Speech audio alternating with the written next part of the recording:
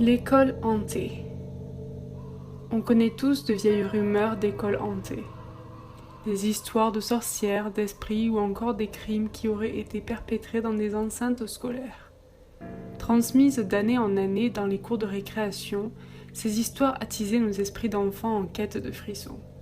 La moindre porte condamnée ou pièce obscure était un prétexte à la révélation de nouvelles histoires tout droit sorties de films d'épouvante.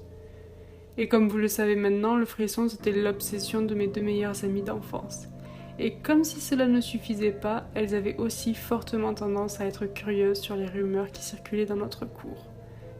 Je me souviens de ma dernière année de primaire. Notre école était sectionnée en 3 grandes cours.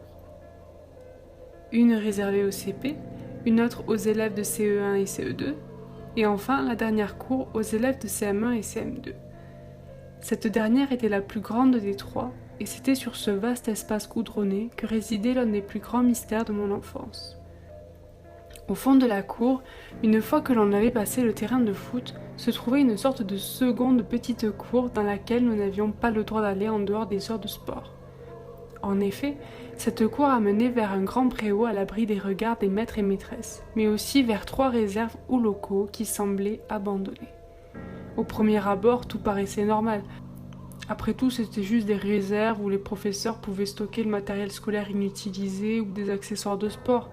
Pourtant, selon certains dires, des élèves de nombreuses générations différentes auraient aperçu des silhouettes étranges se déplacer dans les locaux soi-disant inoccupés. Les plus courageux d'entre nous s'approchaient des fameuses portes pour essayer de résoudre ces nombreux mystères.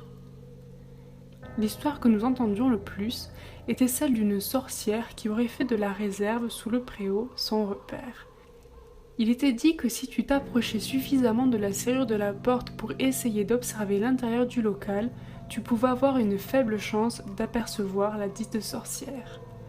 Mais c'était à tes risques et périls, car si elle te surprenait en train de l'épier, elle arracherait ton œil par le biais de cette même serrure. D'autres histoires de ce genre circulaient dans la cour pour les autres portes condamnées de l'école.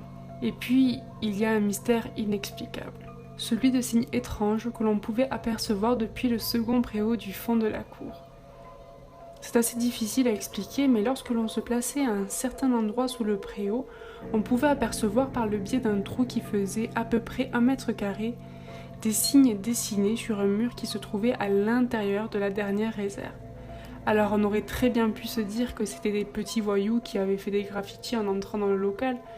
Cependant, ces graffitis se trouvaient à plus de 3 mètres de haut, et à moins d'avoir une échelle ou quelque chose du genre pour y accéder, il était impossible d'entrer dans la réserve et de dessiner aussi haut.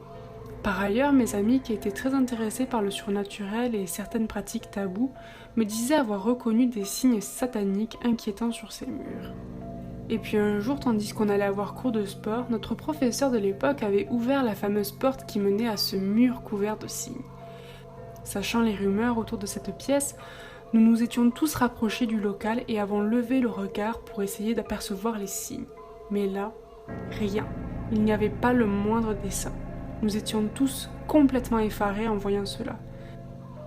Certains décidèrent même de ressortir du local pour aller voir par le trou si les signes étaient toujours visibles, et ils l'étaient. Le professeur, ayant vu que nous nous agitions, nous exigea de sortir du local et de commencer la séance de sport. Mais nous étions tous perturbés par cette découverte. C'était comme si une sorte de portail se trouvait dans le local. Un portail qui menait vers un monde bien obscur.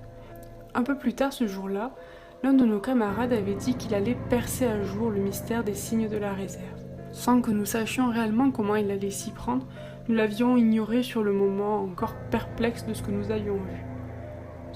Cependant, quelques jours plus tard, avant l'ouverture de l'école, les professeurs qui arrivèrent en premier firent la porte de la remise ouverte, et à l'intérieur, ils firent une macabre découverte.